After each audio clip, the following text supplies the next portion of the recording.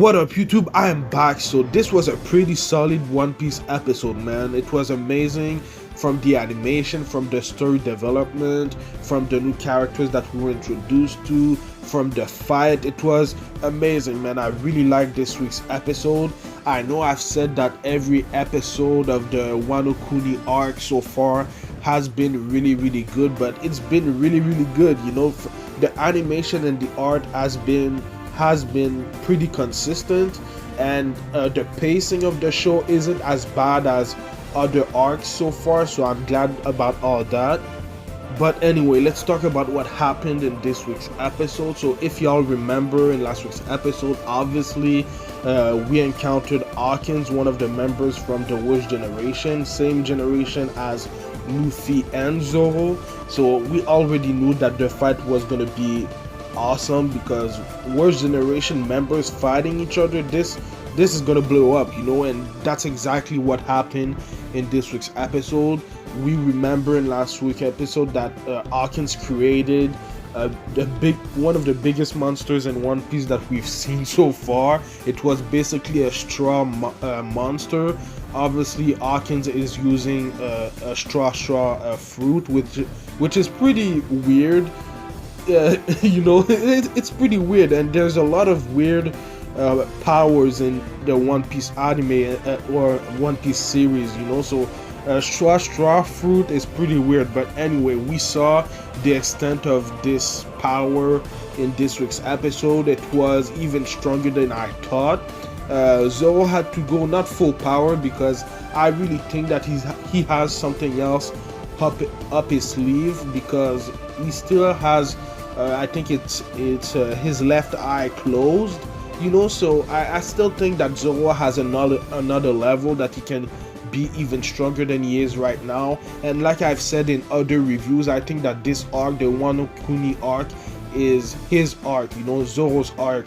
We've seen in the last like 2 years in the you know, Whole Cake Island arc, it was basically the Sanji arc. I think that this arc will be mostly about Zoro and, you know, how powerful he can get.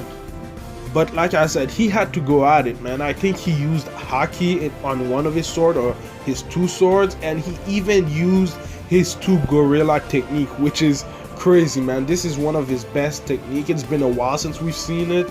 It's pretty cool to see Zoro fight like that, because the last time that we saw him fight like that was, I think, in the Dressrosa arc against Pika, when he destroyed, you know, Pika with like one slash or something like that. That was an amazing moment. But this moment in this week's episode, man, I think maybe is even better, you know. Maybe I'm saying that because it's been a while since we saw Zoro fight, but it was an amazing moment, man. I just want to say that the animation and the art for that moment right there, the fight in general, was amazingly good, you know. And something that I want to talk about is how Zoro was just deflecting the hits that Hawkins was giving with his big straw monster. This was crazy, just seeing Zoro going up against a big ass monster like that. It was basically Hawkins controlling him, you know. But it was an amazing fight, man. I'm wondering if one day we'll see Hawkins fight by himself and not with a huge straw monster. This will be interesting. But every hit that Zoro gave to the straw monster went basically to Hawkins and then to his subordinates. So he wasn't getting damaged. Basically his subordinates was getting the damage instead of him, which is I wouldn't want to be one of Hawkins' subordinates, man, because I would probably die. I think they're dead. Maybe they're just injured. I don't know, but I think they're dead because of the hits that Zoro was giving to the straw monster. That was crazy. This was my favorite shot of the episode because of all the color that we can see. Obviously the green from Zoro, we can see the yellow from the lion, and behind him all the pink and the orange from the sword clash. It looks pretty dope, man. It's a pretty cool shot, and it was my favorite shot of the episode. Let me know what your favorite shot of the episode was in the comments down below. the craziest thing in my opinion it's not that he was just fighting the monster, he was protecting Luffy and Otama. So there was a part in the fight where the monster was just throwing nails out of his mouth, and Zoro needed to deflect all of them so that it couldn't hit Luffy and Otama, plus the lion obviously, which the lion was taking a lot of damage because obviously Zoro is on him and he was kind of taking the impact of the hits that the straw monster was giving, you know. But yeah, he had to protect everyone, you know. It wasn't just about fighting, he had to protect who was behind him. And when that monster was throwing these nails, he was just deflecting almost every single one of them. I think that there's one that went past him, that scratched his face, and then there was another one that went through his arm, you know. So that was a crazy scene. But after that he went in, I think he was also using his two gorilla. I don't remember the technique that he used to defeat the straw monster, but that scene was amazing, man. That was the best animation in my opinion of the episode, when he went in and destroyed that monster. And like I've said, I think that that's a feat even better than the one when he beat Pika. Let me know in the comments down below if you think the same as me. Anyhow, Zoro destroyed the monster and they got away, but I think that Hawkins was going to pursue them, but when he read what was on his card, he said that there was someone that were going to show them the way to go.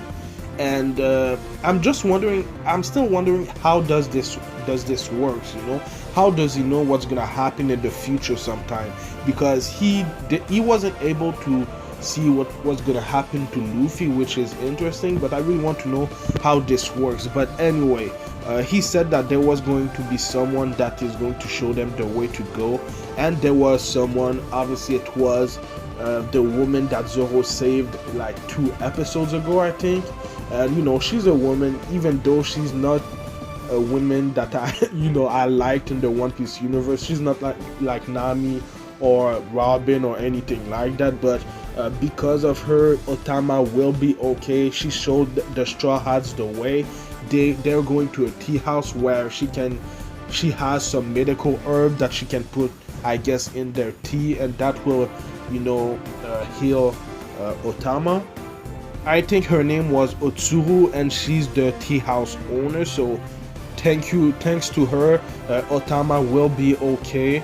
They don't have to go to a doctor, you know. And then at the tea house there was another woman who looks pretty good, man. She looks amazing. Her name is Okiku, and she's the tea house waitress, and she'll be able to help her owner to, you know, save Otama's life. And it seems like they said that they know who Otama is, you know, which is kind of interesting. But yeah, man, I really like her character right now, and we don't know a lot. She's big as hell. She's way bigger than Luffy, and she's way bigger than the owner, you know. So I was kind of surprised. I forgot that in One Piece sometime there's some people really, really tall, you know, and she's maybe as tall as Robin, I guess.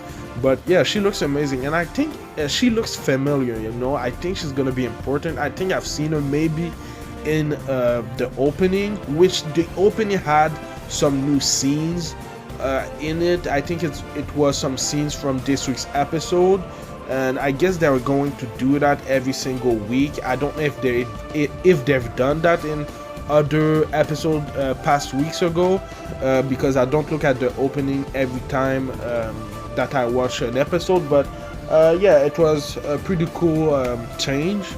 So yeah, I think that she's gonna have a pretty important role, even bigger than saving Otama's life, because like I said, I think that I've seen her in the opening. I'm not gonna go look at the opening again because I want to be surprised of some things, you know. There was a lot of spoilers in the opening, so I tried to not look at it too much. But yeah, I think she's gonna be pretty important, man. But at the end of the episode, before this Kaido shit that we need to talk about, we saw some of Law's crew, and obviously they were there first with the other members of the Straw Hats like Zoro, Robin, Usopp, Frankie, and all of these guys, so they were with Kinemon, the samurais, and Momonosuke. So they were all there. They saw Luffy and Zoro, and it was pretty cool to see them. And at first I didn't realize it because I was so much into the episode, but then I saw the Jolly Roger on their kimonos, which it's pretty easy to remember whose Jolly Roger it is, because it looks like the one that Doflamingo has, and we all know that Law was part of Doflamingo's crew at some point in his life. But yeah, after that we saw Law a little bit. They showed him, they showed part of his body and everything, but they didn't show him fully, but he looks awesome, and I really like his design in this, what he has for outfit. It looks amazing.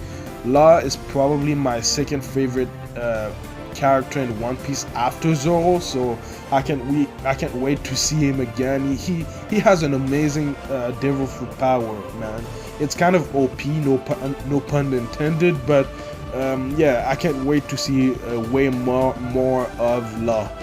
If y'all remember, one of the first reasons why we're in Wano right now is because of Law, because he created an alliance with the Straw Hats to defeat Kaido. The first thing that they needed to do was basically bring down Doflamingo. That was Law's personal goal, but they also had to destroy the Smiley Factory, which was creating artificial devil fruit, So because Kaido wants to create devil fruit army of his own, so he would be the strongest force in the One Piece world, which would be crazy. And the other things that why the Straw Hats are in Wano right now is obviously to defeat Kaido and the Emperor, because they killed Momonosuke's father and they took power in Wano. And the other thing is there's a poneglyph in Wano, and Kaido has it, a road poneglyph. So right now we only know 3 poneglyphs location. They already had one in Zou, so they already have the information from that.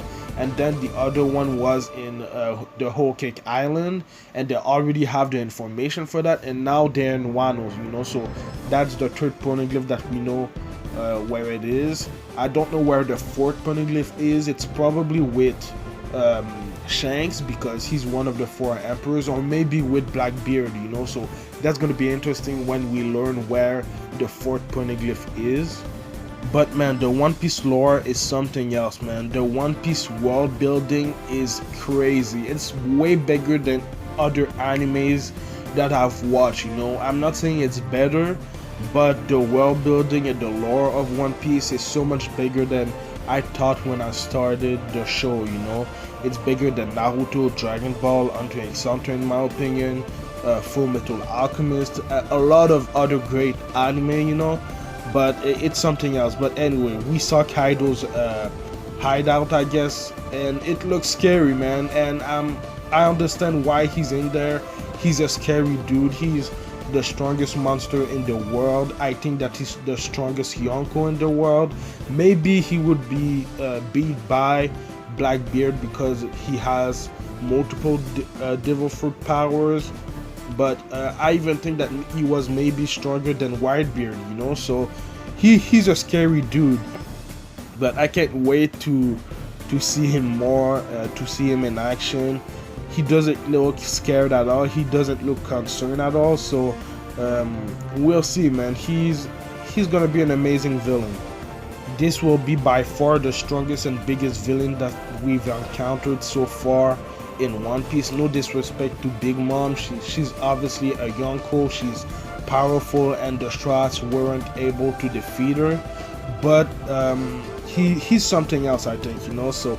Let me know what you thought about this week's episode in the comments down below. It looks like next week's episode will all be about basically Luffy's promise to Otama. So obviously we know from the past episode Ace made a promise to Otama and he died, so we'll see what's going on with that. I think that maybe Luffy will reveal finally that he was Ace's brother, and that well, probably be awesome, you know. So I can't wait to see what the promise is. The promise is probably Luffy defeating Kaido and get back the Wano country from the Kaido pirates, the Beast pirates, sorry, and the Emperor. So yeah, man, like I said, let me know what you thought about this week's episode in the comments down below, and let me know what you think is gonna happen next. I do One Piece reviews every Saturday, so subscribe for that, but I also do other anime related things.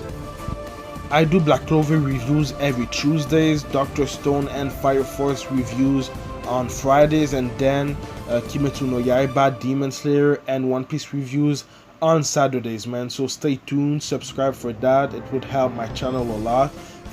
Follow me at Anime Specialist on Instagram and Twitter. On Twitter more because I tweet a lot more. But yeah, man, I've said everything that I needed to say. My video is kind of long, so I'll get going right now. But thank you for watching, and I'll see you in the next video, man. Anime Specialist out. Peace.